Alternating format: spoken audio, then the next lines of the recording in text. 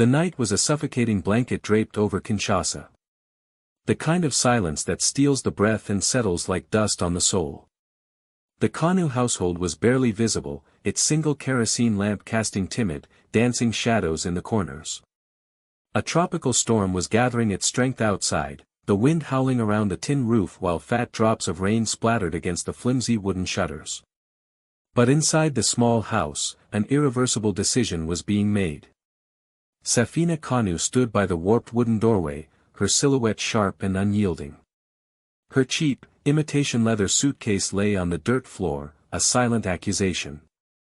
She wore a shimmering turquoise dress, a color reserved for the exclusive bars her husband, Musa, would never be able to enter. Her hair was tightly braided, her lips painted with a bold, almost cruel, indifference. Musa knelt before her, his body trembling, the rough sackcloth of his trousers biting into his knees. His face, gaunt and slick with sweat and tears, was tilted upward in a plea that clawed at the air. The red dust of the Kintambo market still clung to his work-worn sandals and shirt, the residue of another day spent hauling cassava and sacks of charcoal until his muscles screamed. Yet, his exhaustion was nothing compared to the agony of the moment. His newborn twins, Amara and Zola, barely a year old, instinctively reacted to the tension. Amara whimpered, her tiny hand reaching blindly toward her mother, while Zola buried her face into Musa's neck, her breath catching in weak sobs. Their cries, faint but penetrating, mirrored the shattering of his heart. Musa's voice cracked as he begged, the words stumbling over the weight of his fear. If she left, how could he possibly raise them alone? But Safina's eyes were cold and distant. They were locked on the pristine white Mercedes parked just beyond their mud wall, its chrome gleaming under the street lamp, an undeniable portal to a different life. Behind its tinted windows waited the man she had chosen, a wealthy, influential diamond dealer whose promises of European silks and glittering, unearned prosperity had erased every memory of the poverty and the vows they had shared. Musa's final words dissolved into a choked silence as the crushing reality of her choice settled over him. Safina did not look back. The clicking of her plastic heels on the rough ground was a series of final, percussive blows. Then came the soft thud of the car door, an elegant, metallic sound that sealed his fate. The few neighbors who saw her from behind the cover of their curtains whispered, some judging, some pitying, but none moved to intervene. Inside the dark house, Musa clutched his daughters, rocking them against his pounding chest, trying to steady their little heartbeats with his own. His voice, rough but infused with fierce certainty, cut through the sounds of the approaching storm. Even if she left, Papa will never leave you. As the storm broke over Kinshasa, its turbulent sky bore witness to a father's ironclad, unbreakable promise. The grind and the growth. The Kintambo marketplace awoke with a deafening roar at dawn, a chaotic, pulsing battlefield of hawkers' shouts, desperate bargains, and the pungent smells of drying fish, charcoal smoke, and fresh sweat. Amidst the relentless activity moved Musa, his daughters strapped securely to his back with a fated pain. Their soft, rhythmic breaths were the only warmth on his shoulders. He strained against the weight of carts piled high with goods twice his size, his muscles knotting, his shirt soaked before the sun even cleared the horizon. The rough wooden handles chewed at his palms until they bled, but his grip never failed. Every desperate push, every gasp of effort, every weary step was a brick laid for Amara and Zola. Sometimes, when his vision swam with exhaustion, he would whisper to them, gentle words that calmed them as much as they sustained him, "One day, you will thank me." Their innocent giggles or sudden cries were his only fuel, a constant reminder that he was never working for himself. By the evening, when the stalls were shuttered and the market faded into shadow, Musa's body was a map of agony. But the night brought a different test. In their tiny, shared room, he rocked the twins to sleep, their small bodies covered with threadbare blankets. His stomach gnawed with hunger, but he ignored it, humming Congolese lullabies until their breathing became deep and even.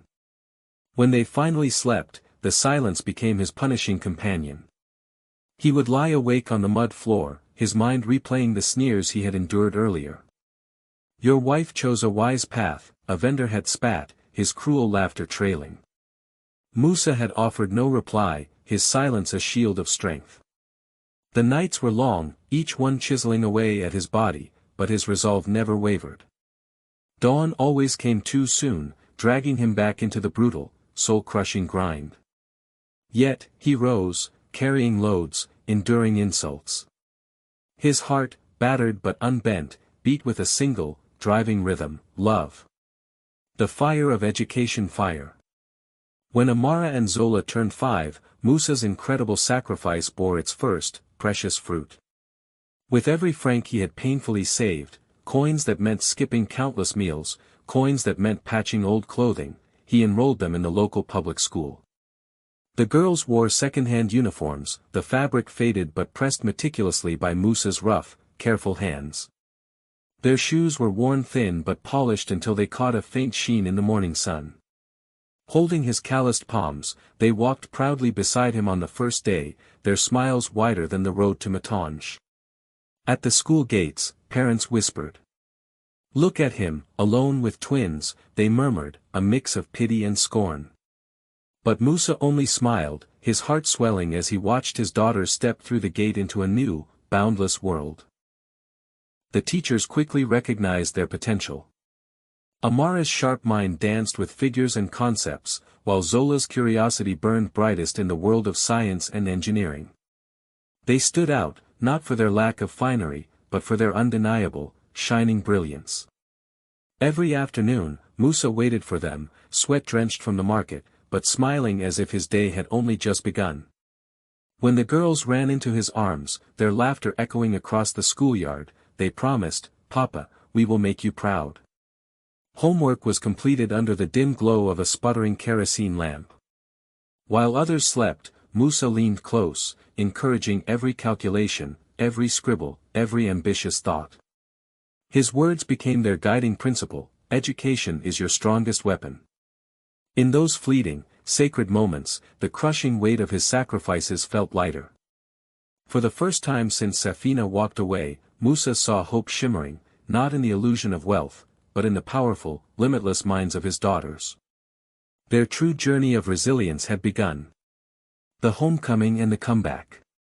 Years blurred, marked by tireless labor and dazzling academic success. Amara excelled in commerce and finance, Zola became a prodigy in sustainable technology. They earned full, international scholarships, graduated at the top of their class, and founded 2 separate companies that quickly merged into a global powerhouse, their empire built not on luck, but on Musa's sweat and their own relentless discipline. The day their accounts officially hit 9 figures, they bought a sprawling estate outside Kinshasa, a breathtaking modern mansion with marble floors, a shimmering pool, and security that rivaled a small government building. They installed Musa as the undisputed head of the house. No more market loads. No more hunger.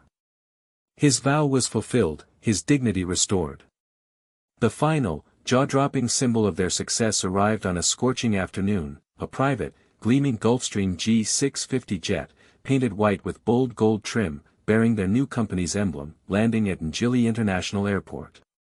News crews flocked to the runway. Amara, in a tailored suit, spoke into the microphones, "Our success is the living monument to our father's sacrifice." Zola, beside her, placed a hand on Musa's shoulder, who stood tall and proud in a suit that finally fit his new stature. "The woman who left him broke, left us with a debt of honor. We paid it in full." The boiling point pouting face. Far away, in a cramped, humid apartment on the outskirts of Johannesburg, Safina watched the news report on a small, grainy television. The diamond dealer had been caught in a massive corruption scandal. He was in jail, and she was left with nothing but a few tarnished pieces of jewelry and overwhelming debt. She watched as the world celebrated the 2 women stepping out of the billion-dollar jet, her daughters. The regret was a corrosive acid in her stomach. Greed had promised her the world, but it had left her stranded, watching her redemption fly away. Within days, she was back in Kinshasa, driven by a desperate, shameless blend of entitlement and destitution. She appeared at the gates of the Kanu mansion. Her worn clothes were stained, her face etched with desperation. She hammered on the intercom, her voice raw and breaking, shouting, "Amara! Zola! It's your mother! I've come home!"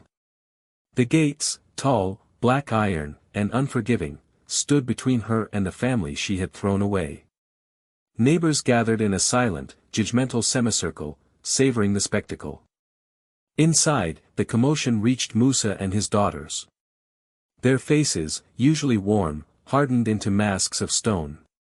After years of deliberate, callous silence, the woman who chose gold over blood had returned, demanding the reward for her abandonment. When Amara and Zola finally emerged, they did not walk to the gate. They stood on the mansion's balcony, side by side, looking down on the woman who knelt pleadingly in the dust. Musa stood slightly behind them, his hands crossed over his chest, his eyes empty of pity. Amara spoke first, her voice amplified by the silent night, cold and clear as ice. "For 1 year, we knew the cold. For 5 years, we tasted hunger. For 17 years, our father carried us on his back while you chased a ghost of luxury. Now, you stand at his house, funded by his blood, begging for what you willingly walked away from." Zola stepped forward, her gaze unwavering. "You see a mansion. You see a jet. But all we see is the debt. Our father paid it. He gave up everything so we could rise. You gave up us. There is no room for a debtor in this home."